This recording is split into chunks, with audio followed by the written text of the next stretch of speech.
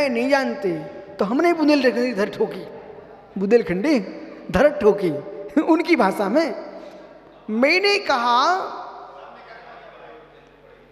बहुत विषय छोड़ दिया आज आपने। यानी हमने उनसे कहा कि आपको नए मैं का ज्ञान नहीं है और तुम नए मैं नहीं सुनना चाहते हो, तो हम भी नाय माय की नहीं कहते। ये शब्द है बुंदेलखंडी। वे हमारे नए को कह रहे थे नए मैं, तो हमने कही नाय माय की हम नहीं कहते, हम तो न्याय की कहते। अरे नए में नाय माय की मतलब यहां वहां की, नाय माय की मतलब यहां वहां की। जिनवाणी यहां वहां की बातें नहीं करती है, जिनवाणी शुद्ध न्याय की बात करती है।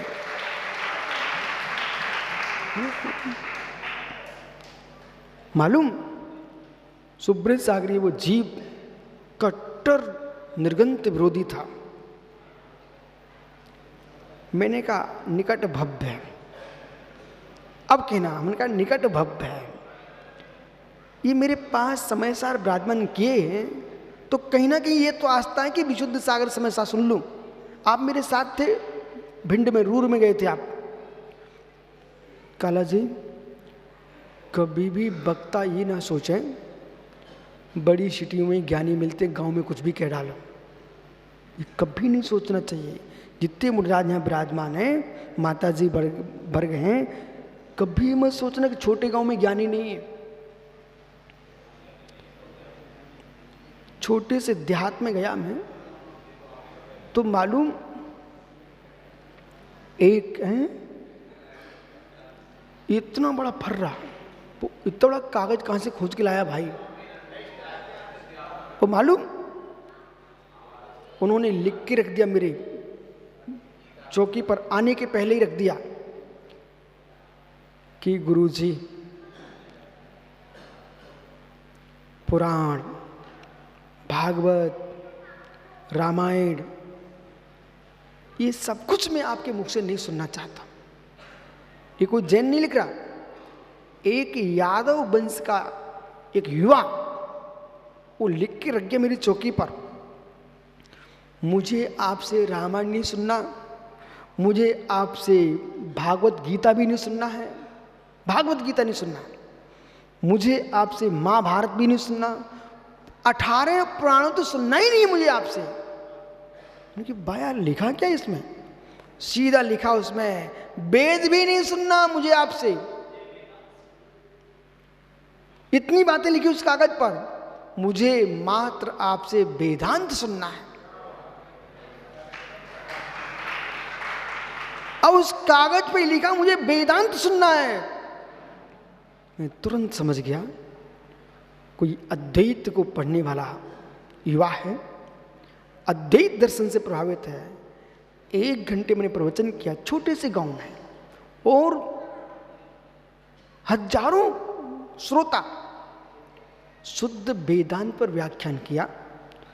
और वेदांत का जब मैंने अर्थ किया, वो वेदांत को पढ़ने वाला कहता है, खुश हो गया, ऐसे झूम रहा था भरी सभा में, बोले ऐसा वेदांत मैंने कभी नहीं सुना जो अनेकांत का अर्थ है, वो वेदांत का अर्थ है।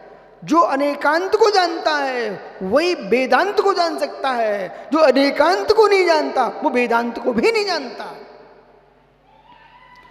अनेकांत वेदांत सब में लगा अंत। अंत का अर्थ होता धर्म। आप भी अनेकांत बहुत बोलते हैं, सुनिए अनेकांत। अनेक है अंत, अनेक है धर्म। वस्तु के अंदर अनेक धर्मात्मक वस्तु को जो व्याख्यात किया जाता है, जाना जाता है, समझा जाता है, वो अनेकांत दृष्टि है, वो कथन करता है, शादवाद शैली है। अनेकांत अनंत धर्मों की व्याख्या करता है। वो वेदांत विद ज्ञाने, विद धातु ज्ञान अर्थ में, वो वेदांत ने अध्यात्म, कैसा अध्यात्म? वेद अंत। सारे धर्मों को जानने के बाद एकमात्र एक धर्म जो जाननहारा है, उस धर्मी को जानना, वही है वेदांत।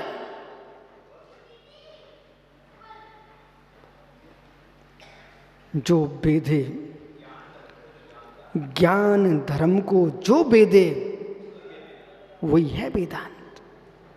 इसलिए समय सार है वेदांत।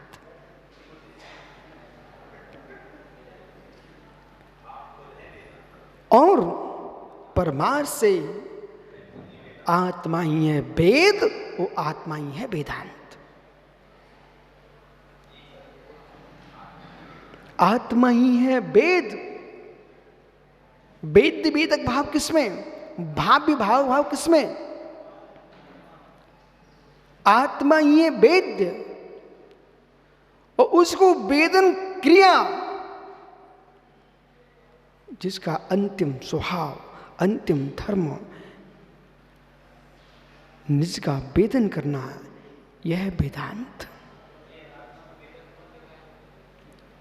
और जो वेदक है वो है आत्मा। जो वेद है, जो वेद है, आप विकल्प मत करो, सात वो ही है आत्मा। अब वेद स्याद क्यों जोड़ा? क्योंकि जीव आत्मा, जीव आत्मा और आत्मा। भैया जब आप गहरी व्याख्या सुनना चाहते हो, फिर तो आपको स्तब्ध होना पड़ेगा। जीवात्मा और आत्मा, जो 10 प्राणों से जी रहा है वो जीवात्मा है, वो भेदक है। और जब हम आत्मा को ब्रह्म रूप में देखते हैं तो वो रहती आत्मा, ब्रह्म को प्रकट कर लेती है तब होती परमात्मा। ये सभी जीवात्मा है। इसलिए मित्र, दूसरी अपेक्षा में जाएंगे जब हम, तो वेदक है ज्ञान, वेदक है ज्ञान। विकल्प मत हो, ज्ञान एवं आत्मा, आत्मा एवं ज्ञान। वेदक है ज्ञान, वेद्य है आत्मा, वेदक है जीवात्मा। क्या रहस्य! ऐसे रहस्य उद्घाटित हों, वो आप जैसे श्रोता, भव्य श्रवण श्रवणिया हों, श्रावक हों, और उनके मस्तिष्क में जो लाखों करोड़ों वर्ष और अनादि काल से सिद्धांत गूंजते थे हमारे देश में, वे सिद्धांत उन्हें गूंजे। जैसे मंत्रों के उच्चारण से, चुल्लक जी आए क्या? मंत्रों के उच्चारण से, मंत्रों के उच्चारण से भूतल से गगन तक एक विचित्र आभा मंडल प्रारंभ होता है। तो जो विचित्र मतलब नाना प्रकार का एक आभा मंडल तैयार होता है। इसी प्रकार से सुब्रत सागर जी श्रेष्ठ वक्ता यदि भारत का है, श्रेष्ठ वक्ता, होशियारी दिखाने वाला नहीं चाहिए, श्रेष्ठ वक्ता है, वो यदि हिंदी में प्रवचन कर रहा है, प्रौढ़ हिंदी में प्रवचन करे, वो संस्कृत साहित्य के शब्दों से युक्त होकर के, प्राकृत के शब्द, आप विश्वास रखना वो सभा मंत्रित हो जाएगी। उसमें उर्दू, फारसी, अरबी, आंग्ल, किसी भाषा का प्रयोग मत करो, एक भी भाषा का प्रयोग मत करो, आंग्ल भी, कुछ भी नहीं। अब देखो, अभी यहाँ पर किसी भाषा का अभिनय की बात नहीं कर रहे हम, मैं तो आपको ये कह रहा हूँ भाई, पूरी तो घी और आटे को मिलके बनती है, लेकिन शुद्ध आटे का प्रभाव और शुद्ध घृत का प्रभाव शुद्ध अलग करके देखोगे तो अलग है। आइए पहले समझदार लोग थे, बोले मैं खाना भी ले जा रहा हूँ, दवाई भी लेके जा रहा हूँ, क्योंकि यात्रा में जाएंगे, भारी खाएंगे तो सिर दर्द होगा, तो यात्रा में जाएंगे पंजीरी खाएंगे, सिर दर्द भी ठीक होगा, वो पेट भी भर जाएगा। अज्ञानी क्या बोलते, गरीब लोग थे तो पंजीरी खाते थे। अरे तुम पागल हो तो पंजीरी नहीं खाते हो। बैठो भैया, आइए। पंजीरी जानता बालक? लव कुछ पंजीरी जानते क्या? बालक पंजीरी जानता है? बहुत बढ़िया। जाओ बेटा कोई म्यूजियम में, नहीं तो मोबाइल पे रिसर्च करो, अब पंजीरी खोल खोल पंजीरी लिखो, उस पर निकलती कि नहीं निकलती खोज बेटा, अपने अपने मोबाइलों में देखो, पंजीरी लिखो, उस पर खोजो, कम से कम मालूम तो चले कि पंजीरी उसके अंदर है कि नहीं। ओहो, नहीं कसार मत डाल, तुम पंजीरी के नाम से डालो, जब पंजीरी ना मिले तो फिर संपूर्ण सा कसार डाल देना। आइए,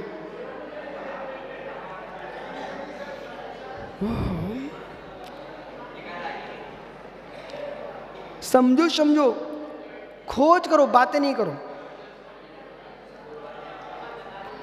देखा, बाहर की बात करते हलचल, अब देखो 1 मिनट के अंदर गंभीर होते शब्द। महात्मा अनुपम सागर कब तक तन हिलाते रहोगे? इस मन को भाव्य भावक वेद वेदक भाव पर विचार करो। और भाव्य भावक वेद वेदक भाव से देखेंगे तो इस जीव को समझ में आएगा वस्तु धर्म क्या है। भव्यत्व भाव का अभाव करना पड़ेगा, वेद वेदक भाव की उपलब्धि से भव्यत्व भाव का अभाव करना पड़ेगा, औक्ष्म भाव का अभाव करना पड़ेगा, औदिक भाव का अभाव करना पड़ेगा, सूक्ष्म भाव का अभाव करना पड़ेगा, मिश्र भाव का अभाव करना पड़ेगा। मित्र एकमात्र जीवत्व पारणमय भाव की सत्ता में ये जीव क्षयिक उपलब्धि को प्राप्त करेगा, तभी उपाय सिद्ध निकल सकल परमात्मा बन पाएगा। उसके लिए सबसे पहले महात्मा अनुपम सागर जी आश्रव तत्व से बचना पड़ेगा। आश्रव तत्व से बचना पड़ेगा, आश्रव तत्व से बचना पड़ेगा। जो जो भाव आहार, भय, मिथुन, परिग्रह, इन 4 संज्ञाओं में जो भाव जा रहे हैं, वे भाव तुमको निज वेद वेदक भाव का भेदन नहीं होने देंगे। 4 संज्ञाओं में भाव जा रहे हैं, वे ज्ञानियों अशरीरी भगवान आत्मा को प्रकट होना तो बहुत दुर्लभ है। अशरीरी भगवान आत्मा के बारे में अंकुश सोचने को भी मन नहीं करने देंगे। जब तक 4 संज्ञाएं पेर रही हैं, कितनी ऊपरी शब्दावली तुम कितनी गहरी जानते हो शास्त्र पढ़ करके, लेकिन भीतर का अध्यात्म जो है 4 संज्ञाओं के डूबे जीव के पास किंचित मात्र भी नहीं होता। आहार, भय, मिथुन, परिग्रह, 3 इन 4 संज्ञाओं, 3 अशुभले से कृष्ण नील का पोत, इनके साथ जो जी रहा है वो पाप आश्रम को कर रहा है, संक्लेश प्रणाम से जी रहा है, कालुष्य भाव से जी रहा है। वो तो जीव पाप आश्रम में लिप्त है, उसके पास तो पुण्याश्रम ही नहीं है। और जिसकी मैं बात कर रहा हूं वो पुण्य पाप से शून्य वेद वेदक भाव परमात्मा का है। इसलिए राकेश पंडित जी, कभी कभी आपके ग्रुप को देख करके मुझे दया आती है। वो दया आपके ग्रुप को देख इसलिए आती मुझे कि बेचारे परमार्थ में प्रवेश किए नहीं, व्यवहार को स्पष्ट करना चाहते नहीं, निमित्तों को दूर भगा करके उपादान पर विचार कर नहीं पाते, शब्दों के जाल में बैठ करके बेचारे पत्थर की नौका से सागर पार करना चाहते हैं। हो। इसलिए मेरे बड़े भैया, ओ ज्ञानी राकेश पंडित जी, ओ ज्ञानी राकेश पंडित जी, शब्द ब्रह्म जड़त्व भाव है, शब्द ब्रह्म जड़त्व भाव है, चैतन्य ब्रह्म ही ज्ञायक भाव है, उस ज्ञायक भाव की लीनता ही मोक्ष मार्ग है, शब्द ब्रह्म नहीं है मोक्ष मार्ग।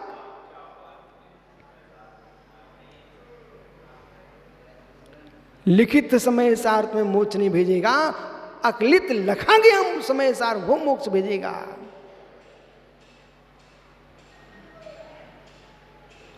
फिर आपको इस 17 भाग में समय देशना का क्या होगा? मित्र, उससे उसे अध्ययन करो, उससे निज समय सार को जानो, लेकिन जाओगे निज समय सार से ही। बराबर?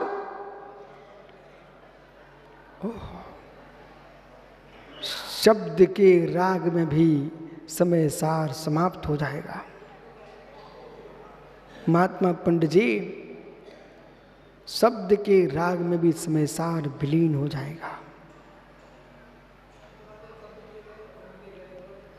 इसलिए ज्ञानी शब्द म्लेच्छ नहीं बनना, इसलिए ज्ञानी शब्द म्लेच्छ नहीं बनना, शब्द को ब्रह्म देख करके शब्द से आत्म ब्रह्म में लग जाइए। द्रव श्रुत का अध्ययन करके भाव श्रुत का अन्वेषण करना चाहिए। द्रव श्रुत के मध्य में आकर के भाव श्रुत को नहीं खो देना चाहिए।